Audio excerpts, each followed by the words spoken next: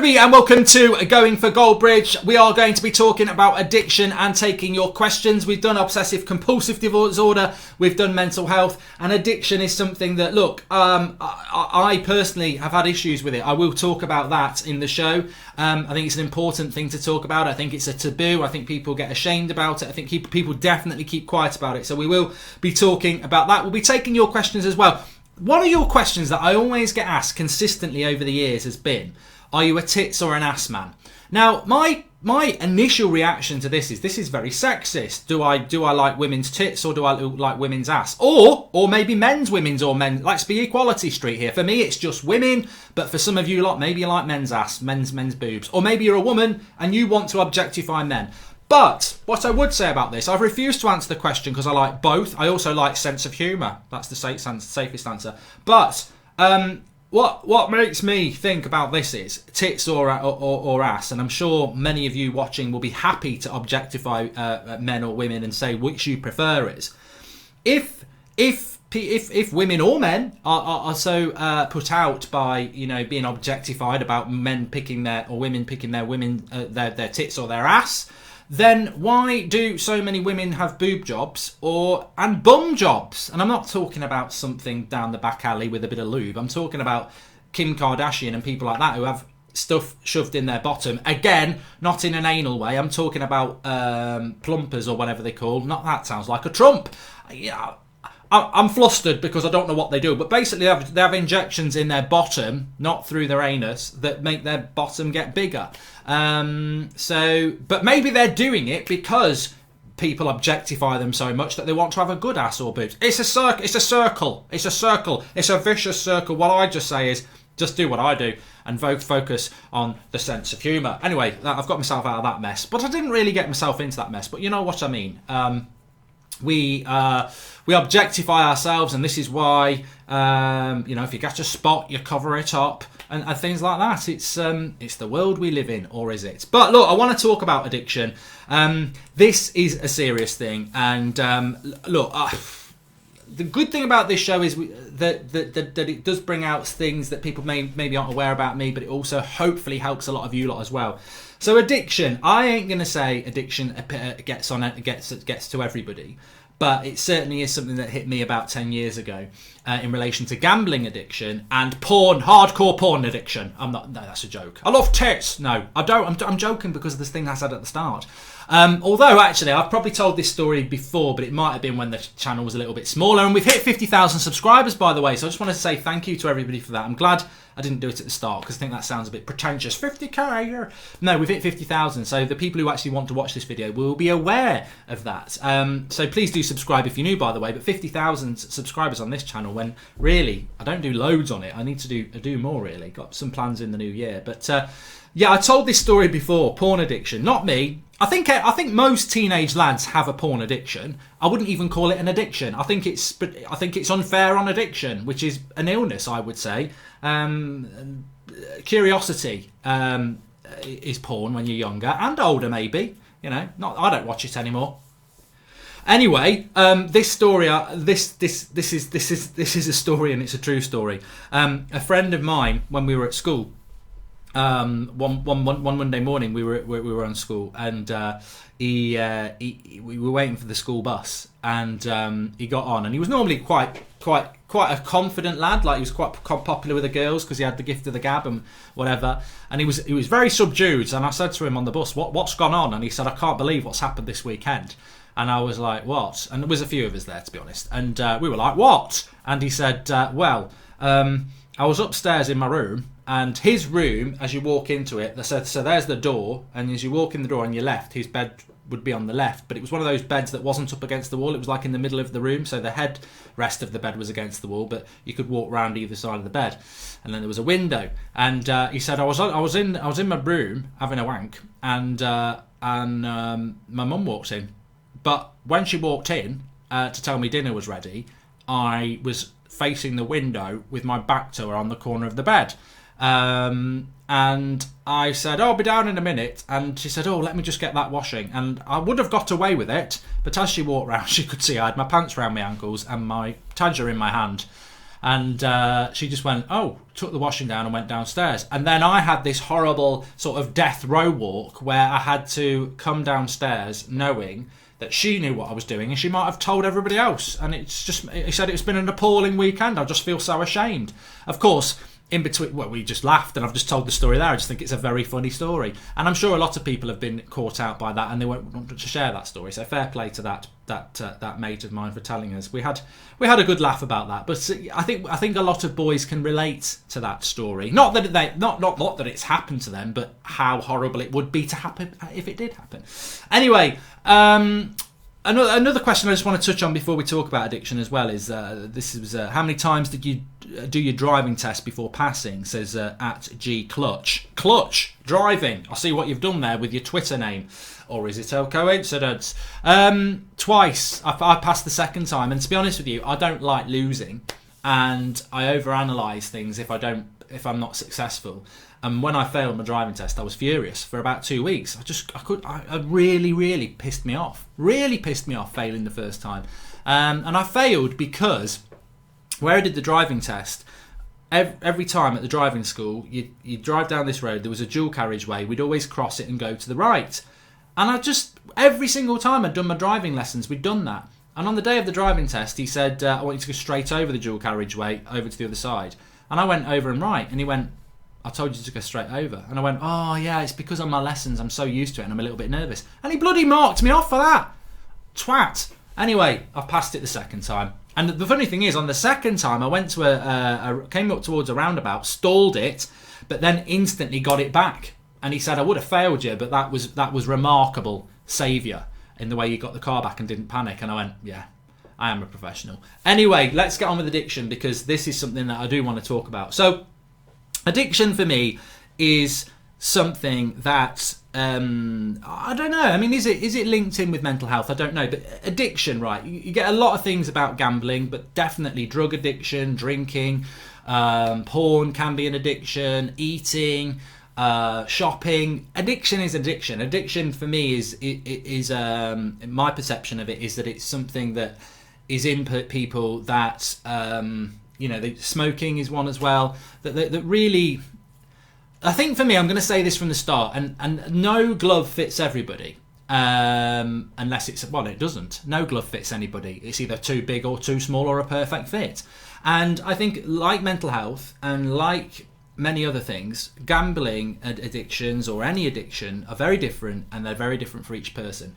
But for me, the only way you solve an addiction is if you want to do it yourself. That's my experience with it. Like, I've got family members that have smoked all their life, and I didn't want, I remember being at school when they'd show you the black lungs and everything like that, because not because your lungs are black, but because if you smoke a lot, they go black from all the tar and everything. And I've said to my family members to stop smoking because it's going to ultimately massively increase the chances of you dying when you're older. And they still smoke now because they've tried the patches, they've tried the cold turkey for a week where you don't smoke, but ultimately in their head, they don't want to stop smoking. They want to stop smoking because of the health benefits, but they don't really want to stop smoking because they enjoy smoking. And the only way they're going to stop is if they absolutely adamantly don't want to do it anymore, and they want to put the effort in. You've got to do it yourself. And you think about, it's the same for alcohol addiction, it's the same for gambling, drugs. If the person who's got it doesn't want to do it, stop it, then it's never going to work. You can know it's good for you to stop, but if you don't actually fight to stop it, and sometimes that fight's not enough anyway, it's very, very difficult. So for me, the height of this, you're going to laugh at this, but this is 100% true. The height of my addiction was Australian greyhound racing, which used to be on at about between 7 and 9 a.m. in the morning UK time. It sounds ridiculously sad, but it was, and that's where I realised. I remember going on me and my mate had come over from Ireland, best man at the wedding actually, and we'd wanted to go down to London in October time to do like the Jack the Ripper walk for years, and we went to do it, and on the way down on the train, I spent most of that trip on my mobile phone doing Australian greyhound racing bets. And I was just like, it was a couple of months after that, and I sort of sat there and thought, look, my mate's come over from Ireland to do something we want to do for years, and most of that trip all I'm thinking about is winning money on greyhound racing from Australia. And I'm like, this has got to stop. This has got to stop. And I've had addiction throughout my life. I remember being younger, like Championship Manager, Civilization. These were games on the Amiga. And I remember, I've said this before, I remember about 2 weeks before Christmas, I went into Nottingham and I bought myself this game called Civilization, which is a bit like the board game Risk or anything else like that. Basically, you are an army and you build your army up and you try and beat other armies. And basically, I bought this game. I was at school at the time, probably about 14. And I just played it all over Christmas, and it got to January the 6th, and I was going back to school, and I was like, I've missed Christmas. I've just spent the whole time playing this, every minute of every bloody day. And that's not normal. So I just got the game and broke it and put it in the bin, so I couldn't play it anymore. Because otherwise, I knew if it was there, the temptation was there. So I have an addictive personality in many ways, but I think over the years, I've sort of always been able to... I used to smoke. I used to love smoking when I was drinking. And I stopped myself from doing that. I can be quite strong when I get the right mindset to stop doing something. With the gambling, basically this was about 10 years ago. I've always liked to bet on the football, and I'm not going to be one of these people who says, oh, gambling's an evil, because it's like anything. Gambling, drinking, smoking, eating, it will pull people in if they've got that personality to be pulled in and addicted. I know a lot of people who bet on the football at the weekend and that's all they do, and they do it for a bit of fun, and they don't understand how people get addicted to it. So the dangers are those people who do get addicted to it. So for me, about 10 years ago, I wasn't happy in my job, and I came up with this, and I spent a lot of time on it. I came up with this theory, this plan really, that you can take a tenner to £10,000 in 10 bets, basically just doubling your money. 10, 20, 40, 120, 240, 480. I've probably gone wrong already. 480, nearly £1,000, £2,000, £4,000, £8,000. So you've done it in 10 bets. You've done it, and then all you've got to do with every bet is double your money. So I was like, I wasn't even looking at bets that just like, to double your money on a bet, you're probably looking at something like, I don't know, Liverpool to beat Everton away from home is probably double your bet, because they would be favourites, but there's that element of it being away. So I wouldn't do that. I'd do 5 bets to double your bet. So like you'd have like odds on Bayern Munich to beat some shit at home, Barcelona to beat some shit at home, Juventus. You'd have about 6 or 7 absolute odds on to get your money, to get your bet to be double your money. And I was like, I could be patient with this. I'll just do it over a month and double my money. And it never ever worked. And then when you lose a bet, you're like, I'm going to start again. And then it starts to clock up. And then I don't know how I ended up with Australian Greyhound racing. I don't know why. I was even thinking about it before I went live. I don't know why I started with that. It must have been something to do with there's so many of them that you can just keep, like I think they're every 3 minutes or something stupid like that. It was just stupidity. And then something else I used to do with Betfair is that you can have a horse race that's got like 15 horses in it, and just lay the horse that's 10 to 1. So and a lay bet is basically where you put your tenner down, and as long as it doesn't win, you double your money back. But if that horse wins, you lose £100 because it's a 10 to 1 bet. I don't want to go too depth into all this lot, because I don't want people to start thinking, I'm going to have a look at that. But yeah, it's just stupid theories I'd get in my head of how I was going to get rich. But the thing is, my mentality was, I'm going to be different, because the stories are there. Not many people do this and are successful at it. So yeah, and that became my addiction. And then, as I said, I had that sort of greyhound racing day, which ruined a trip to London. And I was just like, this has got to stop. And I think the last bet I did was probably about 6 months after that, and it was Chelsea in an FA Cup final against somebody crap. I'm tempted to say Wigan, but I don't think it would have been Wigan. And it was 0-0 at half time, and I put £100 down that Chelsea would score before half time to probably win about £40 back, and they didn't. And Drogba missed a sitter as well, and I was just like, I was that tempted to get another £100 out and do it again, and then I just thought, no, this is it, I've got to stop. And I stopped, and I have the odd dabble now for fun, not for any quick get rich scheme or anything like that. And the lucky thing for me is, I think all in all, for everything I did, I lost about £500. So I wasn't particularly bad at the systems I had, but I still ended up about £500 over the course of about a year and a half. And the amount of time I wasted doing it, I was betting on snooker and all sorts and stuff like that. So it's an illness. It is an illness, and I suppose it probably links in with mental health in some way.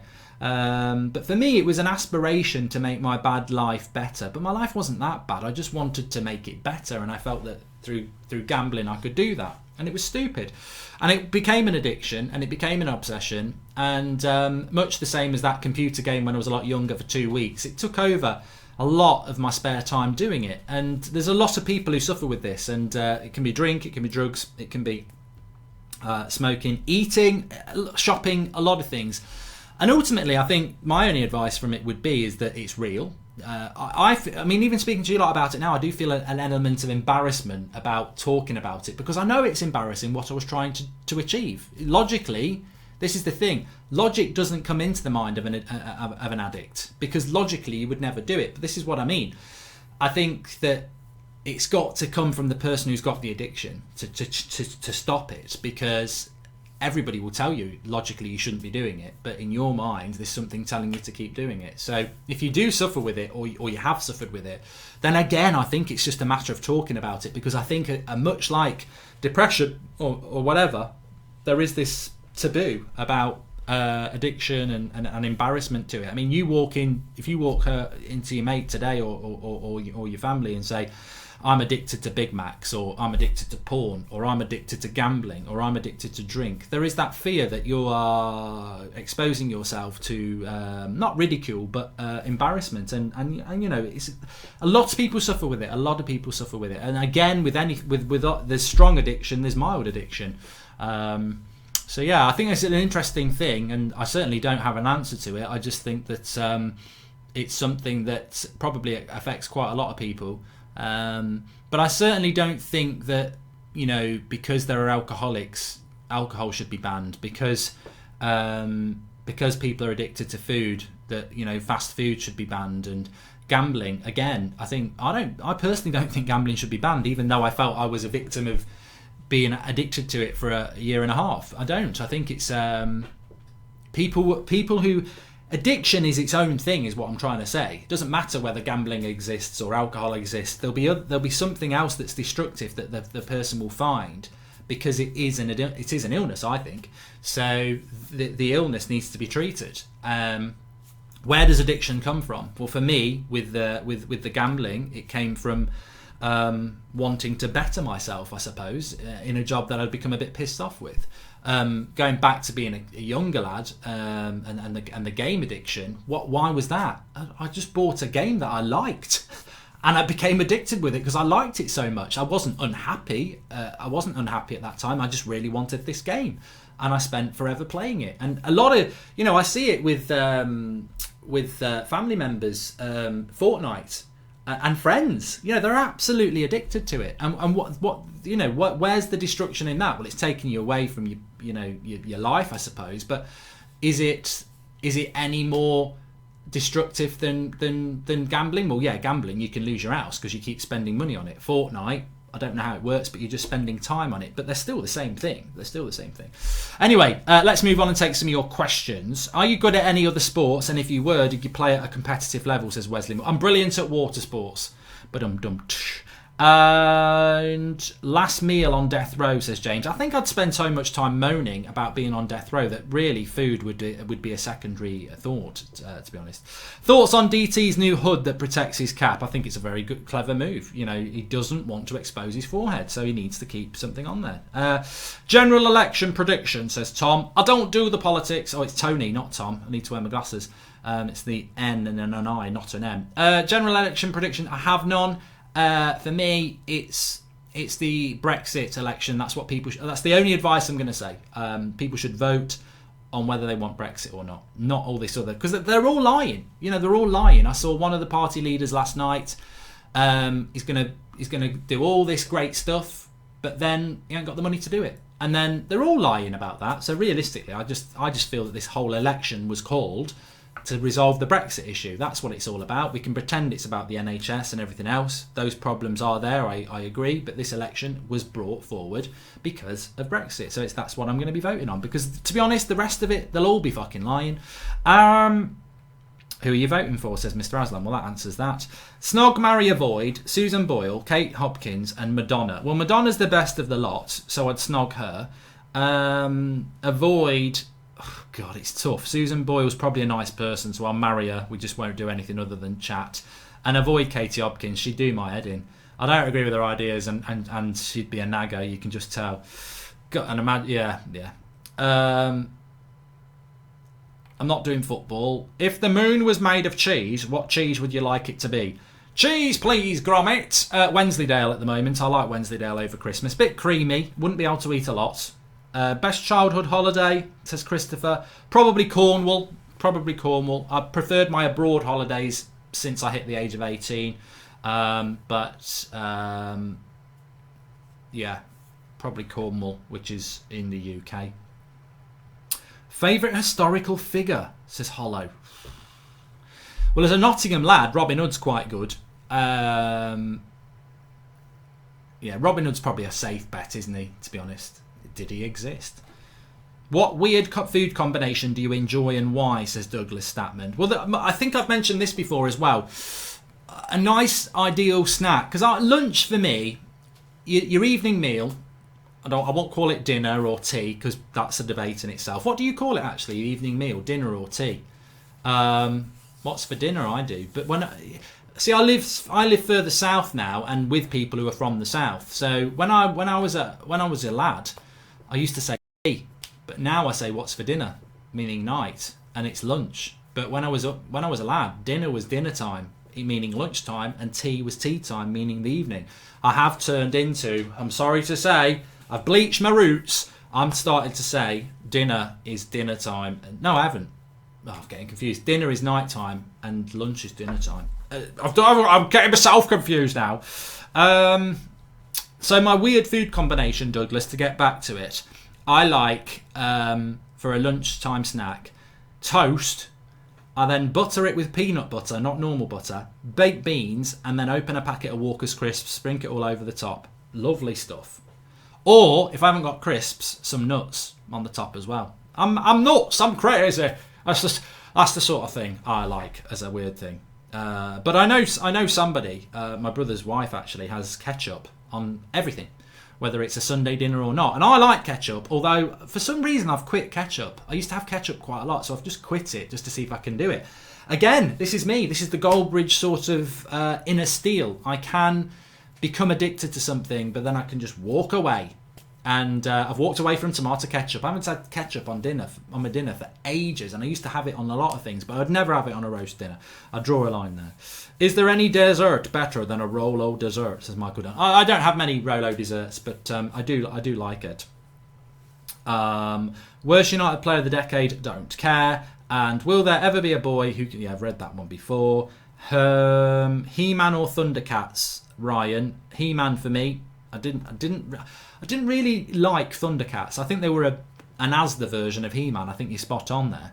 And what's the most expensive thing you have ever broken? That's Douglas again, so I can't answer that. But a lot of people would say, what's the most expensive thing you've ever broken? I'll tell you what, I've broken many hearts. I'm still doing it now. And hearts are probably quite expensive if you're having a heart transplant. So I don't know. I can't think what I've broke. I broke that barbecue when I fell off the roof. Rank these Christmas. All right, this is a festive question, so I like this. This is from Daniel Gray, and everyone else can get involved. He says rank these Christmas films in order. He's got Home Alone, Elf, Die Hard, Deck the Halls, Love Actually. I love this question, Daniel Gray. So I'm ranking these in order from 5 to 4 to 1. In at number 5, we've got Deck the Halls. Don't know who's in it, so that's where it is. Don't think I've ever watched it. And then at number 4, it's a tough one. It could have been higher, but it's Elf with Will Ferrell. A good film, but it doesn't make the top 3 for me. In at number 3, Love Actually. Very cringe, but you know what? Christmas is a bit cringe. I quite enjoyed it. Hugh Grant is Prime Minister. In at number 2, just missing out to the number 1 spot. It's Home Alone. It's Kevin McAllister. A classic Christmas film. I really, really like it, but nothing can beat this week's number 1. It's Die Hard. Definitely a Christmas film. and my go-to Christmas film to watch. Ideally, I like to watch it on Christmas Eve, but I'm normally too pissed, so I'll watch it whenever I'm the night before Christmas that I'm the most sober. I'll put Die Hard on. So that's my number one. What's your views? And if you could give one person you know a night because of what they have done for you or people around you, who would it be and why? Says Hawk said. Oh, a very moral question.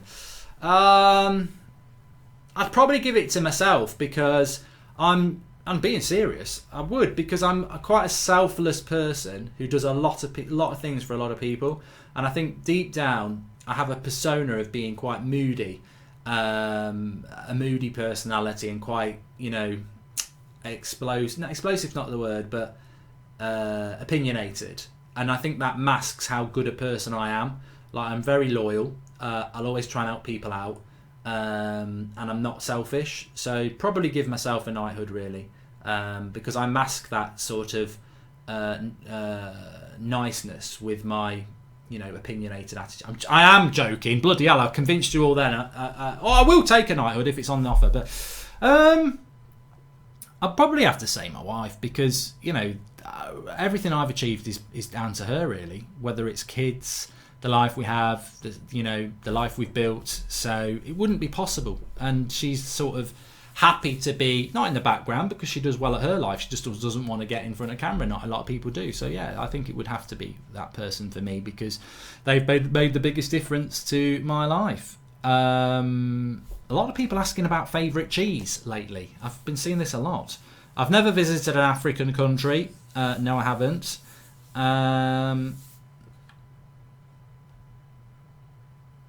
Have you seen the stuff about the film Blue Story? If so, what's your opinion of the film from the trailer, and what do you think about View banning it from all cinemas? Look, there was a big brawl at a cinema not too far away from me last weekend, with machetes, and police officers got injured. I think it's the world that we live in. I think it's reactionary that a film about violence gets banned because people outside have a fight. But it's a sign of the times, isn't it? It's a gang culture film, and they want to eradicate gang culture from outside from it. But I thought Top Boy was one of the best series I've seen this season on Netflix. So I think it's sad. I think it's sad that that people can't differentiate between reality and a film. But I said this yesterday when I was doing a watch along on That's Football, that whatever you think about the election and everything like that, when you've got people like Stormzy and other celebrities who have got millions of social media followers, and they're saying register to vote and I'm voting for this because of this, well, they're highlighting their very own microscopic opinion to millions, and that millions will be influenced. They will go and vote for that party because Stormzy's doing it, and that party leader was on the telly last night and exposed for every plan he's got is going to cost us all loads and loads of money. Like every other party, it's all bullshit. But a celebrity endorses something and everyone just jumps on it. And I think this is the downside of social media as well. Are we thinking for ourselves? Are we thinking for ourselves? Or are we just influenced by, I'm a celebrity, blue ticks on Twitter? Are people thinking for themselves? And I think that's the danger. Is there a link between that violent film and what happened outside? There's a connection, gang culture. Is it because of that film? And if it is, then it's what I fear is wrong in the world at the moment, is that we are too driven by these people. And I'll tell you, behind your blue tick, behind any human being, there are vulnerabilities. And that can be a blue tick celebrity on telling you what to do on Twitter, or somebody on whatever. Everybody is normal. Everybody behind their Instagram filters is having a shit at home. Like, everybody is normal. So I would implore everybody, and that's what I try to do on this channel when I'm talking about real issues, which I'm happy to do. The one thing I want people to take away from this is, I've experienced that, or I've got a voice, I've got an opinion. That's the most important thing for me. I don't like the blue tick brigade on Twitter when they start telling people what they're doing, knowing that people are going to do the same thing. I don't think they ever go as far as to say, do this because I do it. But when they put a statement about what they're doing, they know that most people are going to go, oh, he's doing it, so I'm going to do it, or she's doing it, so I'm going to do it. And I don't like that. I don't like that. I think people should have the power to make their own opinion. And when I look at my life, if you looked at my life growing up, you would never say I'm going to be this. I was a quiet, shy person from a working class background where everybody basically worked with their hands, whether it was builders, mechanics, whatever. And look at me, I could never do that, and I didn't. I didn't get an education because I didn't work at school, but after that I worked hard. I ended up in 2-3 professional jobs, and now I do something where a lot of my work is in front of a camera. And that wasn't my path as a child, but I did have a brain. Not saying I was clever, but I had opinions and I had a creative mind, and I didn't settle for what I was told to do. I went and made my own path. I have my own opinions. Talking about politics, I've voted in my lifetime for 3 separate parties. So I always look at it and go, what's best for me? What's best for me? I'm not going to just follow a crowd. And I would always implore people to do that. And I think, your own personality is so important, and you should. Listening to opinions is great, but forming your own opinion off those opinions is best. And one of the best management tactics I ever had was that when I worked in management, or when I do work in management, is if there's a difficult problem and I'm not 100% on it, I will listen to other people and I will take all those opinions into account, and then I will forge an opinion of my own. I will not be driven by other people, and I won't make a rash decision when I don't necessarily know if it's the right one. I will listen, and then I will move forward.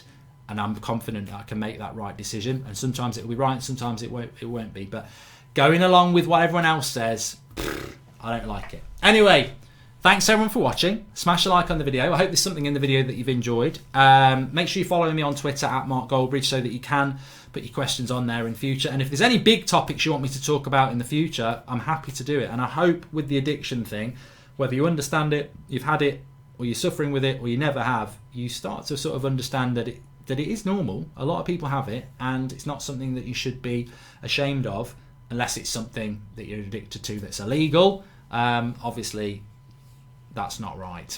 Thanks everyone for watching. Speak to you soon.